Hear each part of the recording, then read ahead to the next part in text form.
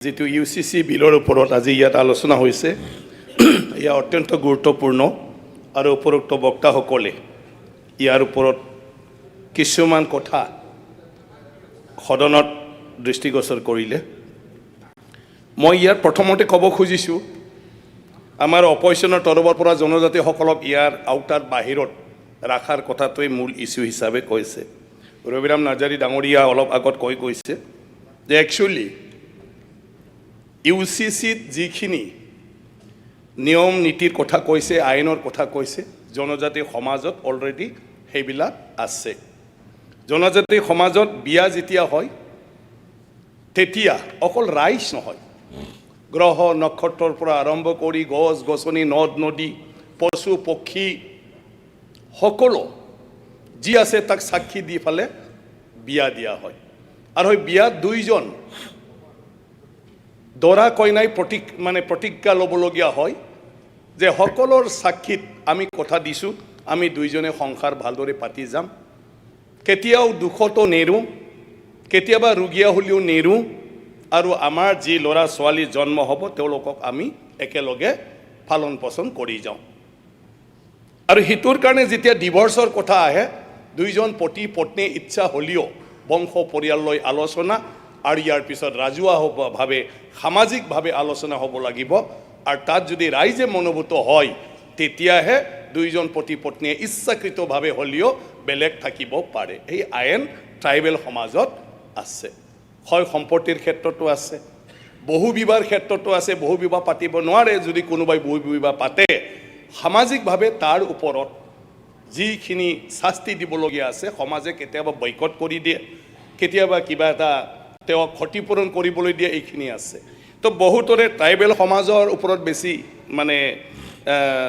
কি কয় আইডিয়া নাই আৰু আমাৰ অপজিশ্যনৰ সেইটো হৈছে এজনৰ জনজাতি এমএলএ যিহেতু নাই এই কেইদিনত সেইখিনি কথা চাগে কোনেও কোৱা নাই গতিকে অলৰেডি ইউসিসি অহাৰ আগতে ট্ৰাইবেলসকলৰ এইখিনি আছে আৰু এইকাৰণে ট্ৰাইবেলসকলক আমি যিটো আগত ভাৱ আছিলে ট্ৰাইবেল মানে তেওঁলোকে একো নিয়ম নীতি নজনাকৈ চলা এটা জাতি এইটো ভাৱ আমাৰ আগত আছিলে আৰু সেইটো ভাৱ ট্ৰাইবেলৰ প্ৰতি সেইটো থাকিব নালাগে ট্ৰাইবেলসকলৰ পৰা বহুত শিকিবলগীয়া হয় আৰু ইউসিসি ট্ৰাইবেলসকলৰে এটা নমুনা যদি ট্ৰাইবেল সমাজৰ পৰা এইটো কোনোবা নেদেখিলে চাগে এই ইউসিসিৰ কথাটো নাভাবিলে হয় যে কিমান ধুনীয়া ছিষ্টেম হৈ আছে হয় এটা নতুন আইন আমাৰ কৰিব লাগে যাতে সবে কম্পালসৰি বিয়া পাতিব লাগে ৰবিৰাম নাৰ্জাৰী ডাঙৰীয়া বিয়া পাতাই নাই আমাৰ ট্ৰাইবেল আমাৰ সৰ্বানন্দ সোণোৱাল ডাঙৰীয়া বিয়া নাপাতিলে ইমান মেধাৱী মানুহৰ বংশ পৰিয়াল কিমান মেধাৱী হ'লে হয় গতিকে ট্ৰাইবেলৰ ইণ্টেলেকচুৱেল মানুহ কম হোৱাৰ এইবিলাকো কাৰণ গতিকে ৰবিৰাম নাৰ্জাৰী ডাঙৰীয়াৰ সন্তানে কিমান ইণ্টেলেকচুৱেল হ'লে হয় গতিকে ট্ৰাইবেলে আজি আগবাঢ়িব নোৱাৰাৰ কথাবিলাক তেনেকুৱা আছে আমাৰ কিছুমান তো এইটো লৈ ফালে আমাৰ সদনত ভুল বুজিব নালাগে জনজাতিসকলে যদিও নিজৰ সামাজিক ৰীতি নীতি আছে তথাপিও তাত যদি সন্তুষ্ট নহয় কৰ্ডলৈ গুচি যায় তাত কোনো বাধা নাই যিকোনো ট্ৰাইবেল মানুহে ৰাইজৰ বিচাৰত যদি ছেটিছফাইড নহয় এই মানুহজন কৰ্ডৰক কাষ চাপে আৰু তেতিয়া কোনো ট্ৰাইবেল ল'ৰ কথা নাহে যিটো মুছলিম ল'ৰ কথা আহিছিলে আগতে এইটো ট্ৰাইবেল ল'ৰ কথা নাহে ট্ৰাইবেলসকল এই বিচাৰটোও মানি লয় গতিকে তেনেকুৱা ধৰণৰ বহুত কথা আছে গতিকে সেই ইউসিসি এইকাৰণে এইটো ৰাখি থৈ গৈছে গতিকে ইউসিসি অলৰেডি ট্ৰাইবেল সমাজৰ মাজত নিজৰ মাজত অলৰেডি তেনেকুৱা নিয়মবিলাক চলি আছে এটাটো হ'ল সেই আইনখন বিশেষ কৰি আমাৰ মাতৃসকলৰ আমাৰ বাইদেউ আমাৰ ভগ্নী আমাৰ ছোৱালী তেওঁলোকৰ সুৰক্ষাৰ কাৰণে আমাৰ সবৰে নিজৰ নিজৰ সন্তান আছে আমাৰ মাসকলে কিমান কষ্ট পাইছিল বিয়া হোৱাৰ দিনৰে পৰা কথা নাই বাৰ্তা নাই নিজৰ পছন্দ অপছন্দ বেলেগ এটা পৰিয়ালত বিয়া হৈ যায় ঘৰৰ বংশ পৰিয়ালৰ প্ৰেছাৰ ভাল পৰিয়াল মানি লবি যা বিয়া হৈ যোৱাৰ দিনৰ পৰা সবে জকায় কইনাৰ তামোল খাব পেলাই কইনাৰ অন্তৰত কি হৈ আছে ঘৰখনৰ মানুহখিনি এৰি আহাত মা দেউতাক এৰি আহাত নতুন পৰিয়ালৰ লগত মিলিবলৈ যোৱাত এই কথা আমি কোনেও নাভাবোঁ কইনাৰ তামোল খাম কইনাৰ চাহ খাওঁ কইনা বনোৱা ভাত খাওঁ কইনাজনী দেখোন একদম এক্সপ্ৰেছ গাড়ী কইনা দেখোন তেনেকুৱা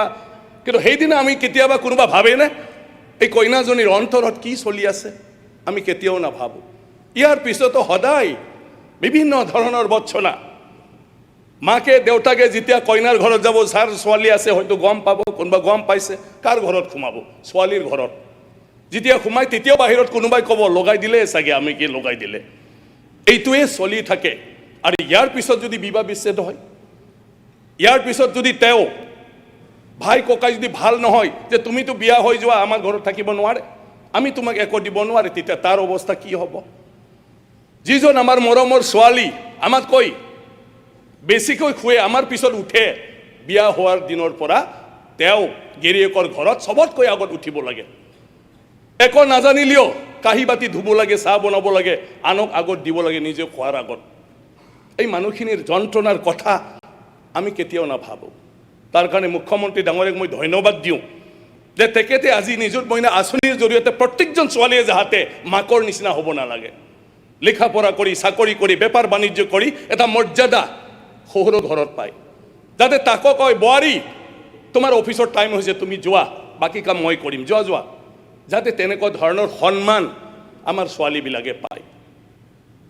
গতিকে সেইবোৰৰ কাৰণে UCC এটা অত্যন্ত প্ৰয়োজন। যাৰ ঘটিছে তেওঁলোকে বুজি পায়, যাৰ ঘটা নাই তেওঁলোকে বুজি নাপায়। আৰু এই মই যিখিনি কথা কৈছোঁ সেই দৃষ্টিৰে যদি আমি চাওঁ, তাতকৈও বেছি কঠোৰ আইন আমাক লাগে। এতিয়া লিভ ইন ৰিলেশ্যনৰ কথা কৈছে, ট্ৰাইবেল সমাজৰ কথা, ট্ৰাইবেলে কেতিয়াও লিভ ইন ৰিলেশ্যন নামানে। আজি যদি ক'ৰবাত কোনোবা ছোৱালী ল'ৰা ক'ৰবাত থাকে যে এওঁলোকে গাঁৱত বিচাৰ হৈছে, শাস্তি পাইছে,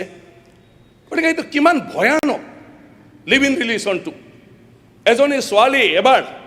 মোৰ ওচৰত আহিছিলে, তাই লিভ ইন ৰিলেশ্যন, ইয়াৰ পিছত ব্ৰেকআপ হৈ গ'ল, এতিয়া তাই ক্ষতিপূৰণ লাগিছিলে, কিন্তু আমাৰ নিয়মেই নাই, কোনো প্ৰমাণেই নাই, আৰু সমাজৰ আগত কৈ ল'বও নোৱাৰে, কেনেকুৱা হ'ব?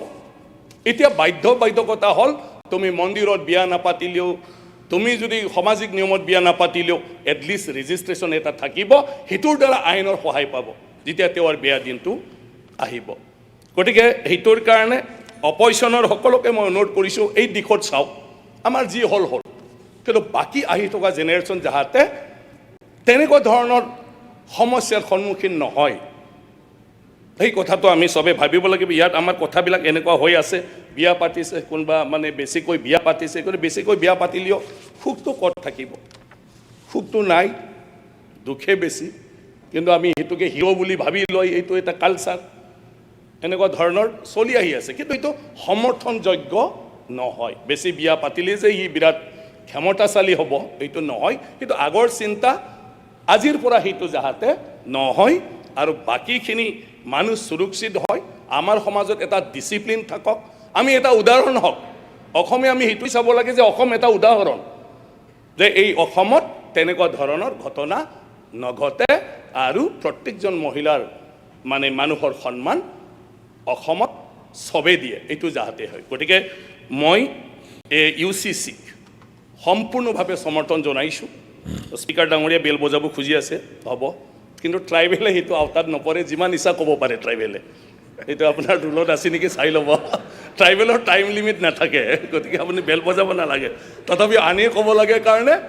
এইখিনি ক'লোঁ। আৰু মই আশা ৰাখিছোঁ চবে সৰ্বসন্মতিক্ৰমে অপজিশ্যনো যাতে ফুল্লি সমৰ্থন কৰি আজি UCC পাছ কৰে, এইখিনি কৈ মোৰ বক্তব্য সামৰণি মাৰিলোঁ। ধন্যবাদ। আপুনি বিচৰা বাতৰি পাব কেৱল নিউজ 18 এপত। নিউজ 18 এপ ডাউনলোড কৰিবলৈ স্কেন কৰক এই QR কোড।